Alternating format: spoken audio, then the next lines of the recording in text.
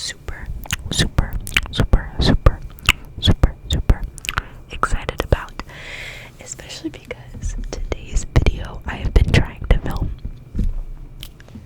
I've been trying to film for a really long time. So you might be on TikTok. It's okay if not. I understand. I'm actually gonna put on some lip balm real quick. Some lip balm. This is my favorite lip balm. Sort of. Actually, I do have some issues with it. I'm not gonna lie. It does tend to dry up my lips, but I really like the way my lips look with it on.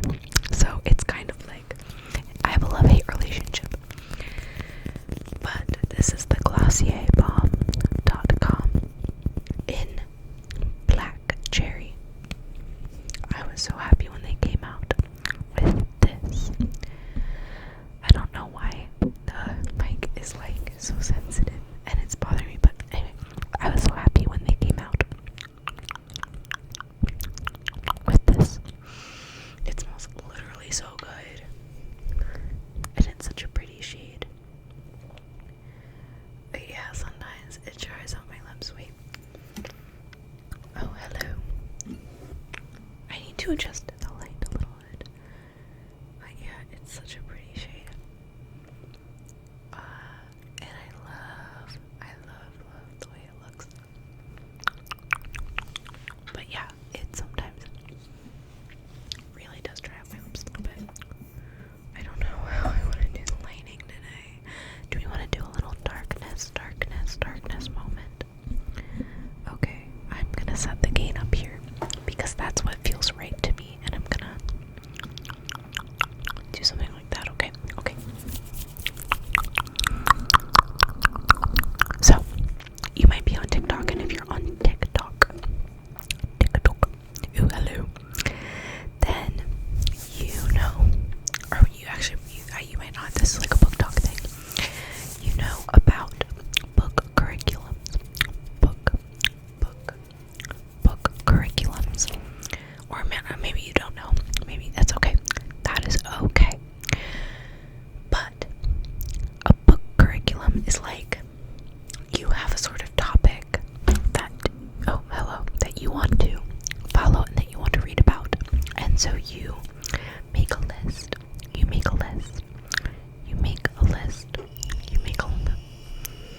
Sorry, French. You make a list of like books that kind of fit in that topic and you read them. And I've been wanting to do a video like that for a while. And it's sort of like what I normally do, which is like, here's a list of books that I'm currently reading. But as I mentioned in my last video, I've recently started done, I think I mentioned this, I started doing like, I'll read like one book at once. And right now I'm reading Wuthering Heights by Emily Bronte, which I think from this you could probably tell what this sort of theme is going to be. But the theme is super like, it's not super cohesive. It's not a good book curriculum, but it's more just like, here's the books that I want to finish by the end of the year. And like the books that I'm sort of prioritizing, the books that I really want to start. So it started out as a sort of like gothy book vibe, but really Wuthering Heights is the only traditionally gothic literature. I don't even know if you could say it's traditionally, I think it is. Maybe not like OG. I was going to be an English major for one semester my freshman year spring semester. But I am instead a poli-sci major. I'm a philosophy poli-sci double major. I was always going to be philosophy. And maybe I should talk more about philosophy on here because it's low-key. It's one of my favorite subjects, but it's also one of the most stressful subjects. It's really stressful. There's a philosophy book in this list though, and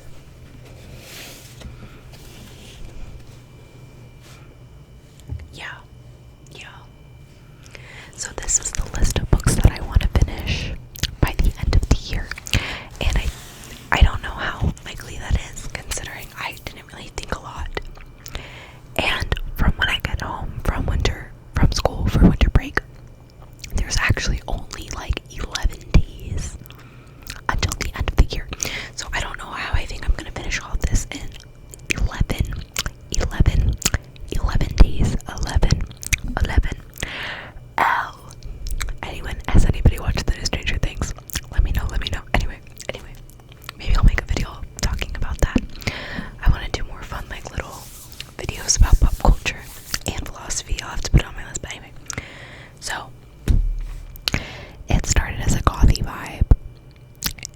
it's kind of just books that all sort of look like they belong together on a shelf, which I really like. I really like.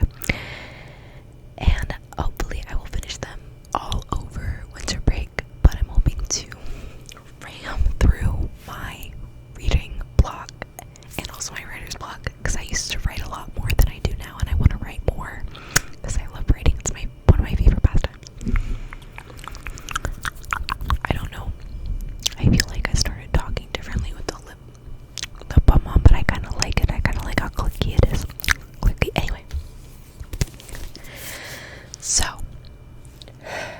the first book in the list is Wuthering Heights. Wuthering Heights by Emily Bronte.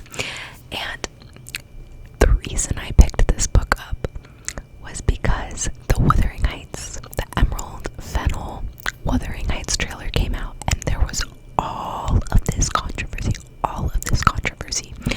There's one controversy that I 100% agree with, and it is the fact that Jacob Elordi was casted as Heathcliff. If there's one controversy where like I'm 100% like I'm standing 10 toes down and saying like that was a weird decision to do, that was a weird thing to do, it is casting him as Heathcliff.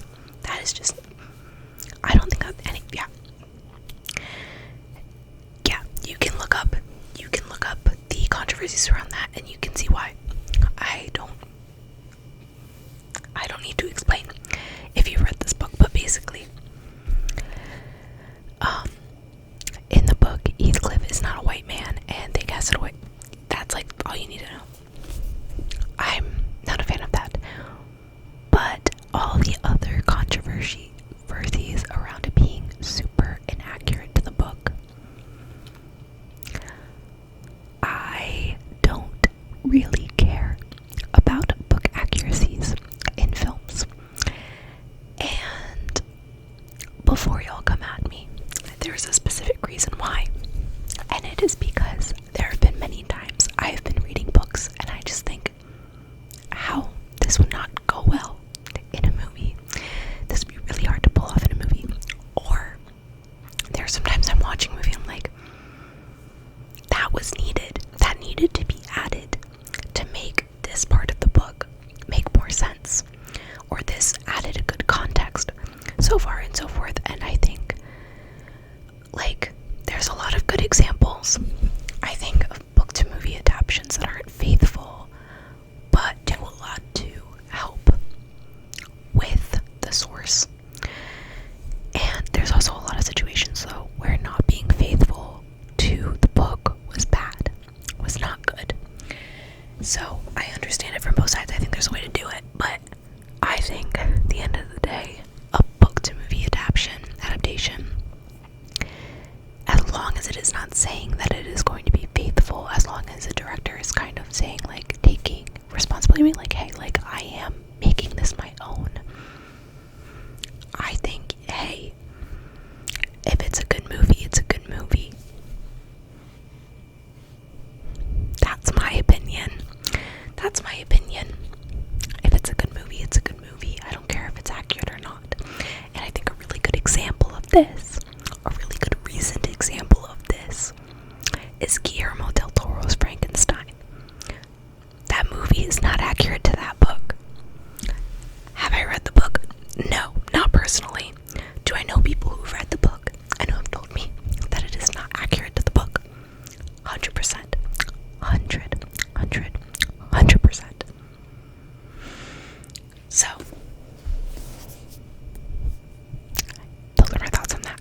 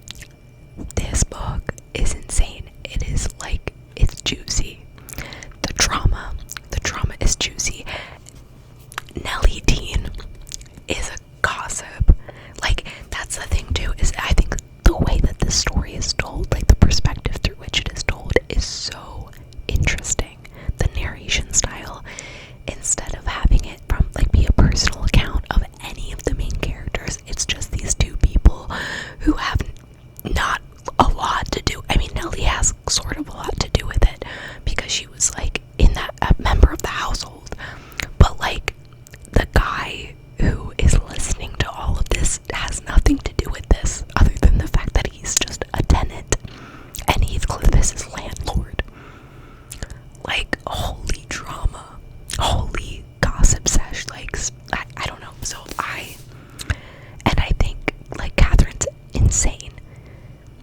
And I love it. I love to read about it. I love to read about it. It is such an interesting story.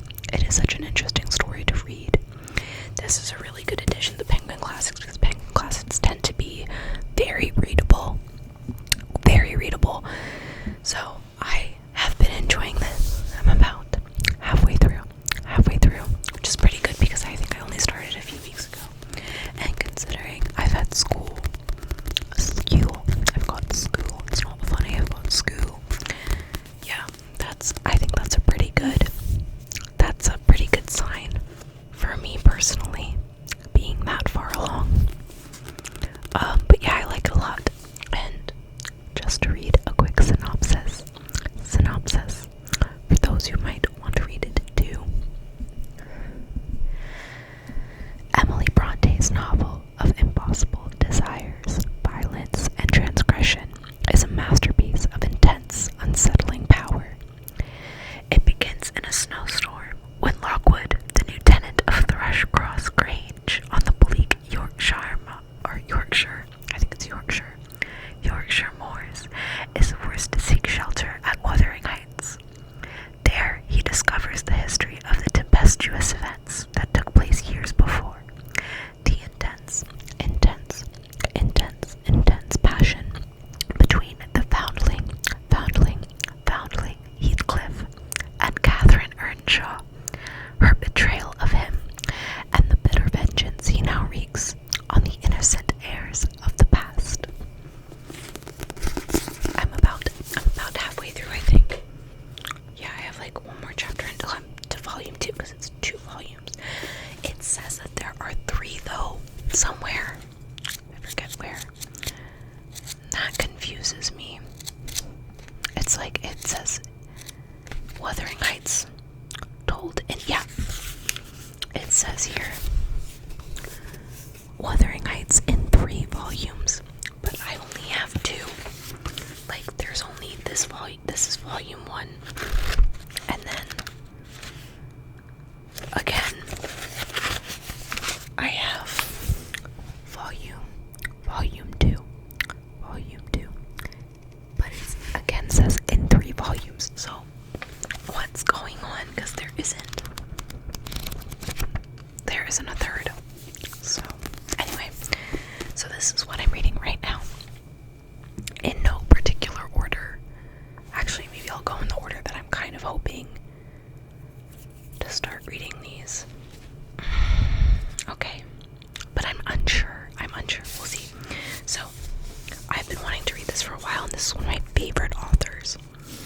Like not childhood, more like young adult authors, but this is The Familiar by Leigh Bardugo, or as we call her in my household sometimes, Leigh Barbugo.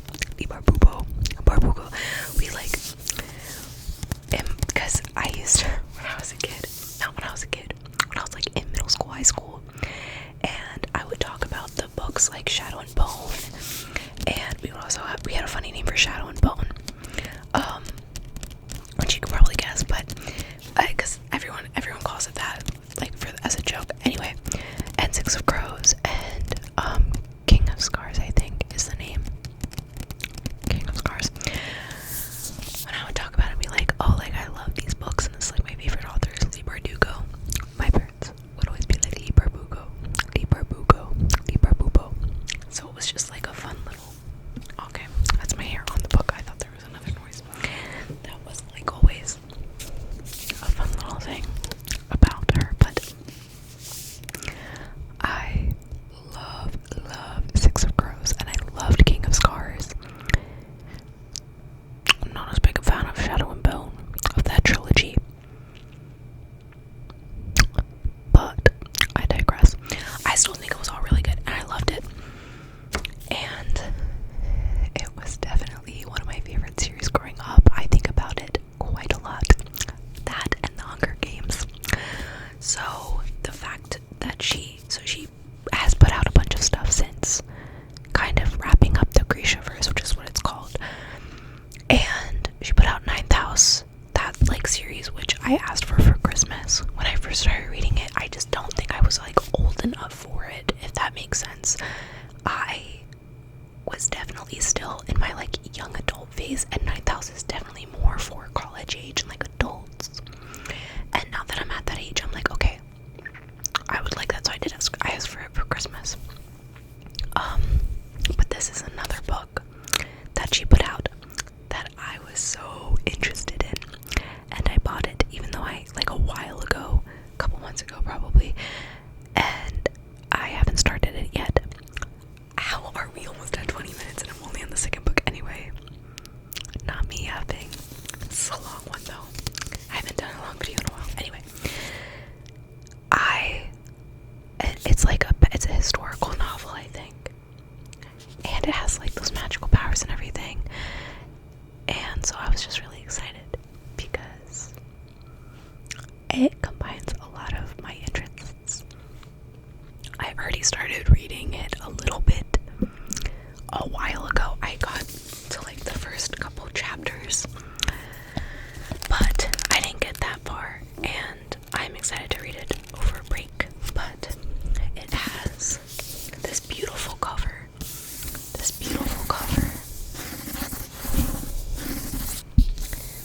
The Familiar.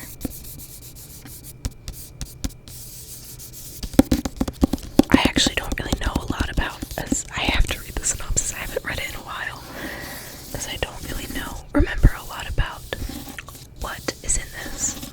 But it's got this beautiful black spine. And literally, when I saw this inside binding, I gasped. For the first time when I saw it, I gasped. Because look at how gorgeous that is. With the pomegranates and the vials and the flowers and everything. So, I literally like in love with this. And I'm so excited to read it, but let me read the synopsis. Okay. Fate can be changed. Curses can be broken. In a shabby house on a shabby street in the new capital of Madrid, Lucia Catado uses scraps of magic to get through her days of endless toil as a scullion. But when her scheming mistress discovers that the lump of a servant cowering in the kitchen is actually hiding a talent for little miracles, she demands Lucia use those gifts to better the family's social position. What begins as simple amusement for the nobility takes a perilous turn when Lucia garners the notice of Antonio Perez, the disgraced secretary to Spain's king. Still reeling from the defeat of his armada, the king is desperate for any advantage in the war against England's heretic queen, and Perez will stop at nothing to regain the king's favor. Determined to seize this one chance to better her fortunes, Lucia plunges into a world of seers and alchemists, holy men and hucksters, where the lines between magic, science, and fraud are never certain. But as her notoriety grows, so does the danger that her Jewish blood will doom her to the Inquisition's wrath. She will have to use every bit of her wit and will to survive, even if that means enlisting the help of Guillen Santangel, I'm gonna guess Santangel, an embittered immortal familiar whose own secrets could prove deadly for them both. So, I didn't remember a lot of that, but it sounds so good, and I am super, super excited to finally start reading it. So that's The Familiar. And this is like the book that I kind of want to start reading next, but I'm kind of in between The Familiar and this book, and I've definitely talked about it on here before and probably have read a synopsis before of it. Its synopsis before. And you guys are probably gonna be like, dude, why haven't you read it yet? If you're into books like that, I don't know what my demographic looks like right now, so I'm sorry if I assume, but next book is Babel, and I know I have to read it.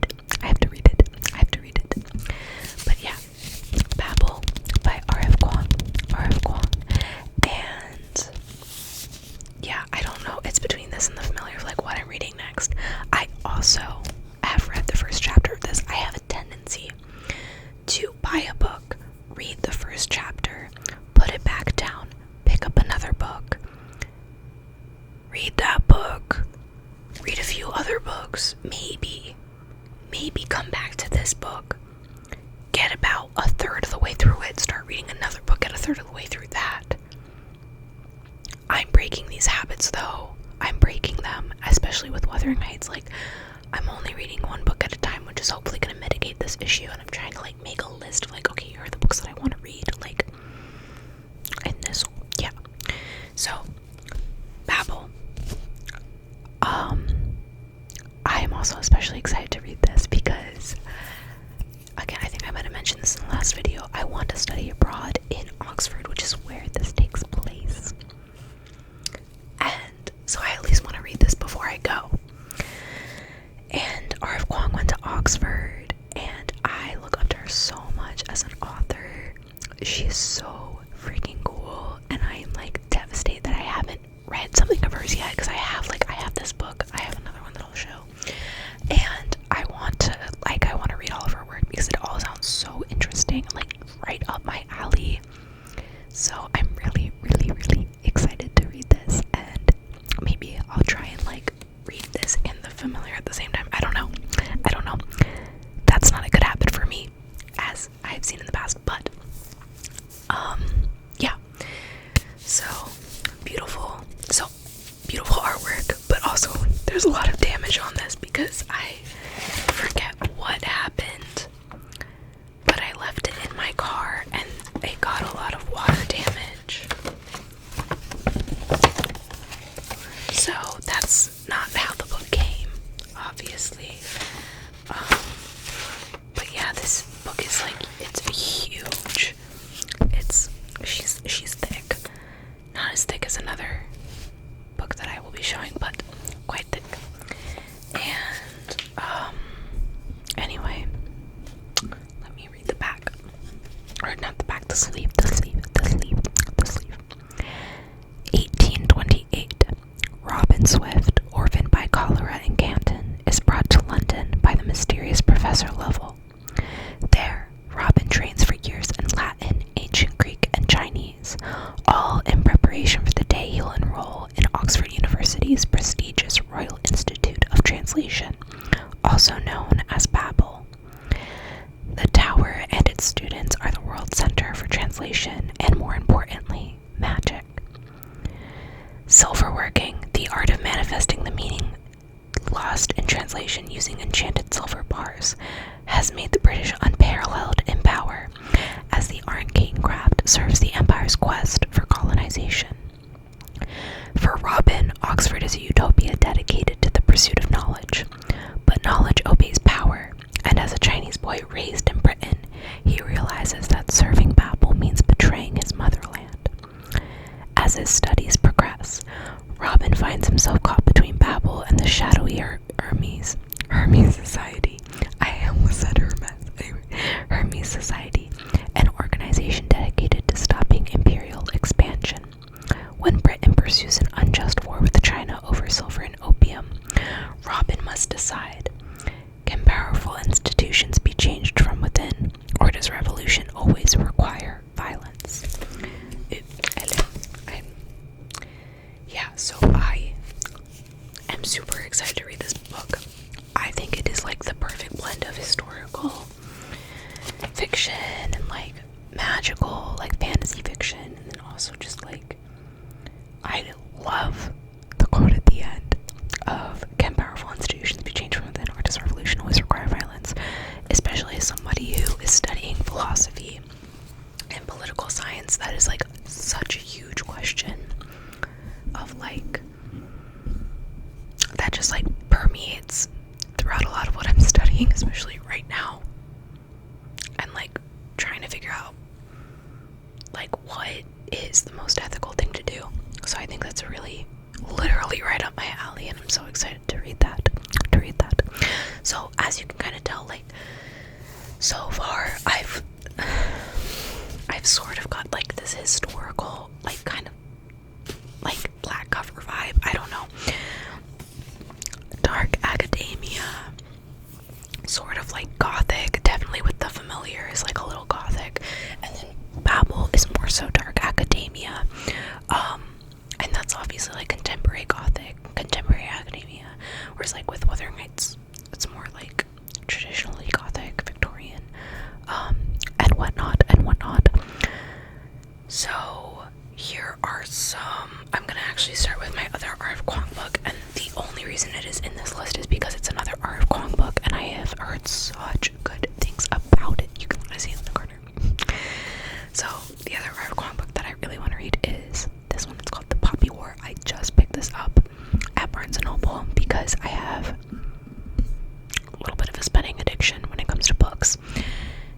doing really well though. I've been doing really well. This is, I think, the first book that I have bought in a few months, because I bought Wuthering Heights. I don't really count this because I did start reading it fairly quickly after buying it, but it did take me a few weeks, I think, to actually start reading it after I bought it. It helps in college though, because I only brought a very limited amount of books, so like what I have to read is what I have to read. Speaking of, there's a book I got from the library and I haven't been able to find it, and I kind of want to return it now. Anyway, The Poppy War. I know that this is from Mara Kwong. I know that she's an incredible writer. I've heard incredible things about this book. I've heard that it's devastating, and that's kind of the only stuff that inspired me to buy this, was how just like her reputation is another. I really need to read her stuff though before I just start like throwing money at these books. This is an issue that I tend to have, but working on it. I am working on it. I did ask for Calabasas for Christmas as well, because I also want to read that, but I want to read Dante's Inferno first, which would be on this list, but we're already at a 30-minute video, and I don't want to. Anyway, so this is The Poppy War.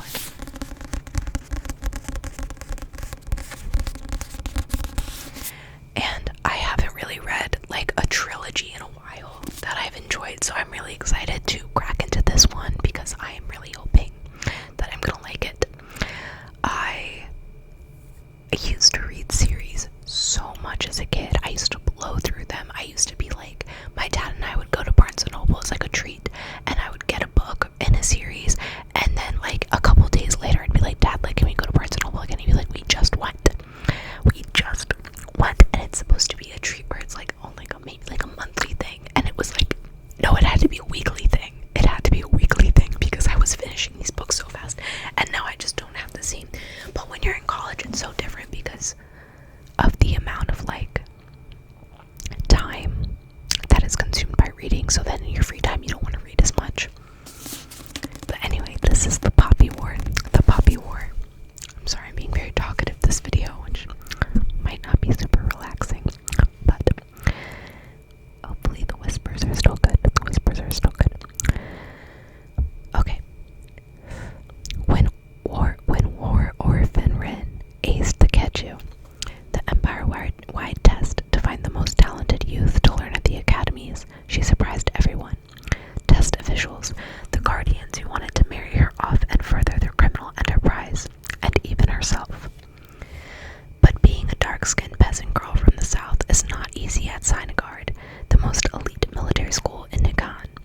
Targeted by rival classmates for her color, poverty, and gender, Rin discovers that gods long thought dead are very much alive, and that she possesses a lethal, unearthly power, an aptitude for the nearly mythical art of shamanism that could be the weapon the Empire desperately needs.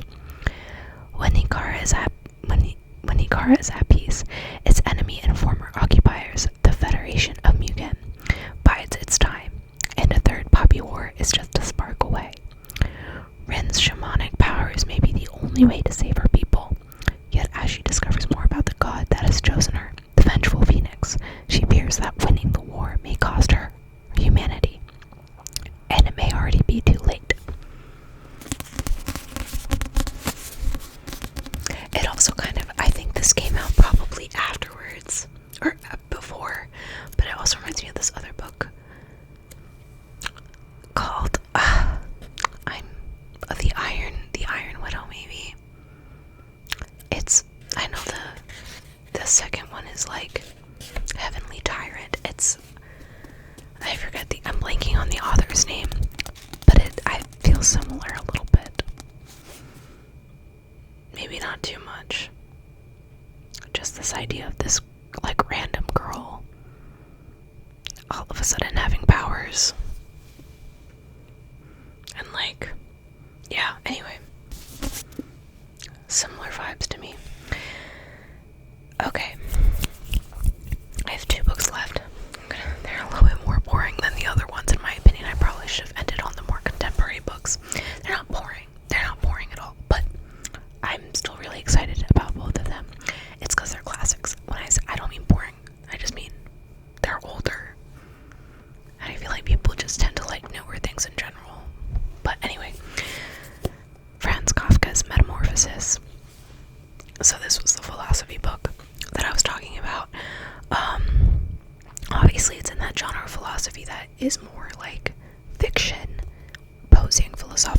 questions. Like Albert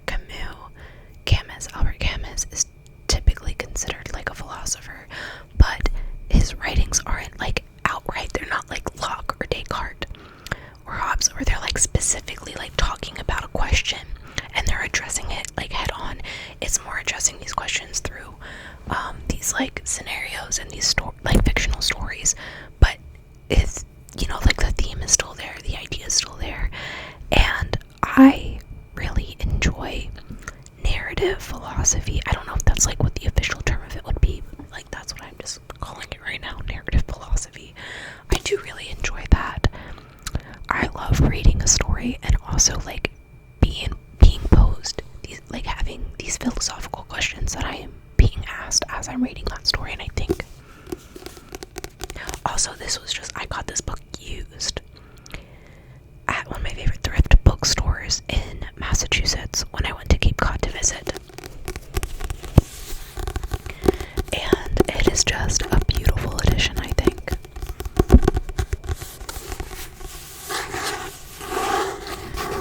And I've been seeing more of these kinds of editions at bookstores where you sort of have like this comic book-esque, it's a Penguin Classics Deluxe edition, but it's got like this artwork on it with all these like little cartoon characters and such. But the Metamorphosis is specifically about this guy who wakes up and I think he's a bug. Let me see if there's like an actual thing I can read, because so far this is just photos, and the whole point of this sort of, not series necessarily, but like these videos, is that I read a synopsis, so this is kind of funny. Yeah, it seems to me that there are just photos, which is delightful, I would say. But yeah, there's other stories in here as well, which I'm really interested in reading. I want to get more into Kafka, Camus, and like the other authors, philosophical authors. But yeah. Anyway, so if you don't know, the Metamorphosis is about a guy who wakes up. Let me just read the first little bit, because I feel like you get the gist there. When Gregor Samsa awoke one morning from troubled dreams, he found himself changed into a monstrous cockroach in his bed. He lay on his tough, armored back, and, raising his head a little, managed to see, sectioned off by little crescent-shaped ridges into segments, the expanse of his arched, brown belly, atop which the coverlet perched, forever on the point of slipping off entirely. His numerous legs, pathetically frail by contrast to the rest of him, waved feebly before his eyes. So yeah, I'm excited to read that. And then the biggest book of all, not the biggest book of all books, but like of the ones in this list that I have been meaning to read forever, and I did get like actually kind of not far. I got a couple chapters in when I first started to try to read it, and this was like maybe my junior or senior year of high school, and I haven't tried to read it since, but I would like to. I very much would like to, because it's a very popular book. My dad also read it and loved it, and I do think it would be life-changing to read it. Anyway, it is The Count of Monte Cristo by Alexandre Dumas. The Count of Monte Cristo. And yeah, it's literally like huge. I mean, my hands aren't that big, but still, it is huge. It is over 1,000 pages. Over 1,000 pages.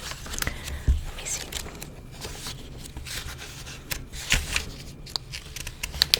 It is 1,243 pages. And yeah, so this will be hopefully one of my next reads. I'm thinking of reading this after I read either Babel or The Familiar, or maybe both. And yeah, I'm really really excited. I don't want to watch any of the movies or like adaptations of it before I read it. From the first couple of chapters that I did, I read it at a time where I was just really busy, and so I had to put it down, and then I kind of forgot about it. But from what I did read and what I remember reading, I really liked it and I really enjoyed it, so I'm really excited to pick it up back up again. I hear really good things about it, of course. But here's the synopsis. Okay. Thrown in prison for a crime he has not committed, Edmund Dance is confined to the grim fortress of If. Yeah. There he learns of a great hoard of treasure hidden on the Isle of Monte Cristo, and he becomes determined not only to escape, but also to unearth the treasure and use it to plot the destruction of the 3 men responsible for his incarceration. Dumas's epic tale of suffering and retribution, inspired by a real-life case of wrongful imprisonment, was a huge popular success when it was first serialized in the 1840s. Robin Buss's lively translation is complete and unabridged and remains faithful to the style of Dumas's original. So that's just about the edition. This edition includes an